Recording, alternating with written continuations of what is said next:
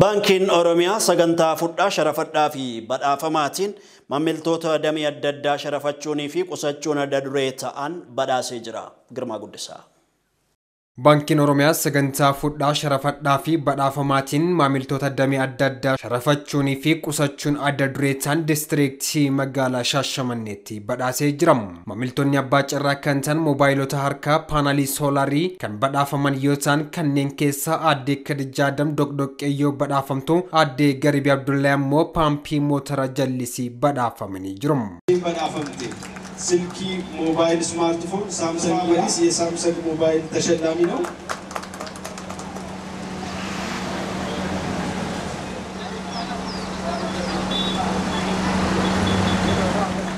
ሞተር ቢሻን አርጊሱ በዳፈሙ የውሃ መሳቢያ ሞተር ባንኪን ኦሮሚያ በዳፈምቱ ሞተር ሳይክሊቲ ኦገና ኦላናን ባንኪ ኦሮሚያ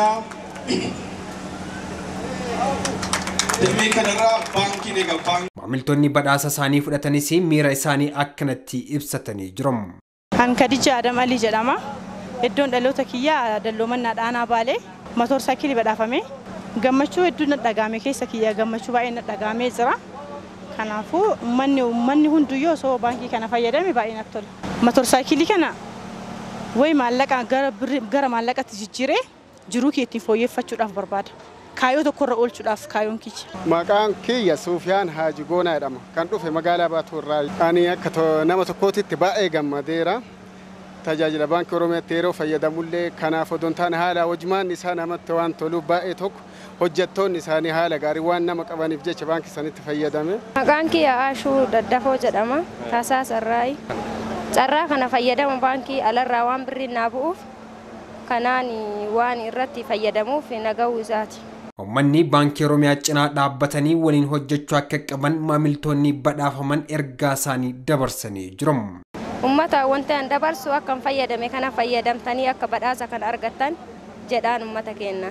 Maamiltoota baankii kanaatiif waan dhaamuu barbaaduuf haalli keessummummaa jiru nama keessummeessuullee baay'ee namatti tola. Bakka deemtettillee baqa baankiin kun yeroo baay'eedhaaf nama gammachiisa malee gadda guddaarraan agarru. Kanaafuu uummanni martoo Oromiyaa Intarnaashinaali fayyadame baay'ee natti tola jedhee yaada. Uummata fonte an dabarsu baankii Oromiyaa kana fayyadamtanii akkasumas haalli isaa itti nama keessummeessan gaarii waan ta'eef baankii kana hojii odoo hojjetanii bareedaadha. Bankichi jiruu maamiltoota isaa fooyyessuuf cimee hojjechaa jiraachuu pirezidaantiin baankii Oromiyaa obbo Tafarii Mokkonnin dhumarratti himanii jiru. Waadaa keenya haasneetooyi tajaajila gaarii isinii kennine gatii aantee taataniif qofa odoon ta'in baankiin keenya aantumaan keessan akkuma jirutti ta'ee tajaajila bareedaa isinii kenneetooyi isin sadarkaa gahuu barbaadan isiniin gahuudhaaf yeroo kamiyyuu malee boordiin maaneejmentiin fi abbootiin aksiyoonaa onnatanii socho'aa jiran waan ta'eef baankii keessa wajjin hojjedhaatii jiruu borii qormaata borii moo'uudhaaf nama danda'u of godhaa of qopheessaa jechuun barbaada. Oduudhuma kanaan wal qabatee Bankiin Oromiyaadhaa godinaalee Oromiyaa Gujii fi Booranatti lammiilee hongeen miidhamanii fi deeggarsa midhaan nyaataa kuntaala 2,000 ol deeggarsa taasisee jira. Dabalataan Girmaa Guddisaa masaqqaxaa nutti dhiyeessa. Dhiyoo kana keessatti maqaa fi loogoo isaa kan jijjiirate Bankiin Oromiyaa godinaalee Oromiyaa Booranaa fi Gujiitti lammiilee hongeen miidhamanii fi deeggarsa midhaan nyaataa kuntaala 2,000 maallaqa miliyoona 5 baasii taasisuun deeggarsa taasise. Bankiin Oromiyaa baankii uummataa waan ta'eef lammiileen yeroo rakkatanitti birmannaa taasisuun kaayyoo keenya jechuun pirezidaantiin baankichaa obbo Tafarii Mokkonnin himanii jiru. Baankiin keenya uummata keenya maaliif akkasitti kaka'umsa horatee hojjettani baankiin kun baankii uummataati. Uummata rakkinni hawaasummaa isaa hiikamee misooma irratti hirmaatee yoo jiraate malee baankii mitii dhaabni daldalaa kumiyyuu homaa abdiin qabu waan ta'eef uummata keenya itti siqneetoo rakkina hawaasummaa isaa hiikuun kaayyoo keenya isa jalqabaati. Koree dhaabuun deeggarsi kun akka taasifamu gaafachaa kan turan pirezidaantii mana maree daldala seektara olaanaa naannoo Finfinnee obbo Eliyaas Guyyoo akka jiranitti deeggarsa kenname kana namoota hongeen miidhamanii fi bakkatti argamuudhaan qooduudhaan itti gaafatamummaadhaan ni hojjannaas jedhaniiti jiru. Yoo gargaarsa kan isan irraa fuun baankii kan irraa fuun koreen ammallee wanni ana dara jedhuun dirqam guddaan nurra jira waan fuun kan ummataan geenne ummata rakkasuun hin geenne tokkoon agarsiifne yoon jedhin horiin nu fuun kun fuudhisi callaan faayidaan qabu horiin nu fuun kun horuma bisaan maal jedhan dhadhaa ibiddi bu'ita kanaaf horii kan jajjabaannee ummat sun ummata rakkateen geenne ummat sun agarree akka geenneen ammoo ragaa dokumentii illee waan cufaan qabannee dhufnee agarsiisuu qabnaa waan jedhu qaba.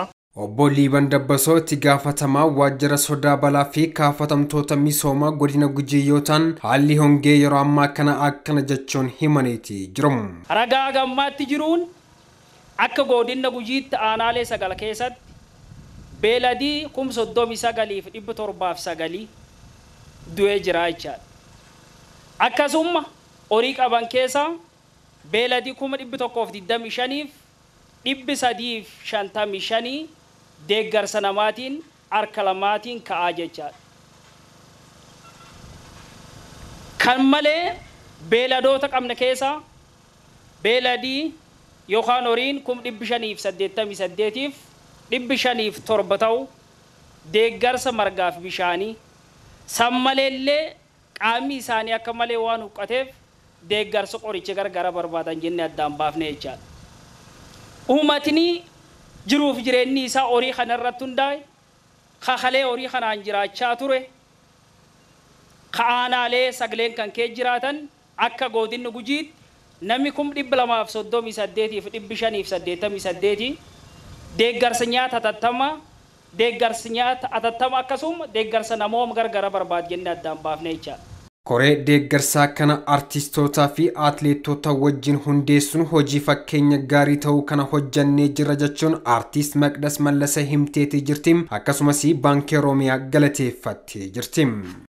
Ani taphadhee yookaan koree kan naqtu jaare yaada kan qabadhee Umar Guyyoo Birbilbilee Umar Guyyoo ammoo obbo Eliyaas Birbilbilee akkasicha Ali Birraas jira atileet Gezaanyaa Birraallee jira nama hedduu jira nam kudhan taanee waan kan jalqabne galata Rabbii amma akkuma agartee kana fiixee kanaan baanee jirra galata Rabbii. Gaaf kanarraa dhaga'u waan si dhagaamu ati namaadhaan beektaa akka Oromoo tokkotti ammoo speeshaalii rakkina kanaan ummat kiyyaaf dhaqqabuun kiyya ummat kiyyaaf waan godhuu qabu waan godheef waan kan godhuuf ammoo baankiin Oromiyaa waan nu gargaareef waan nu cina dhaabbateef waan hedduun dhagaama gammachuu hedduun dhagaama achiin achillee galatooma jechuun barbaada. Sirni walharkaa fuudhinsaa kunis magaalaa Shashamanneetti gaggeeffame ooleetii jiramu.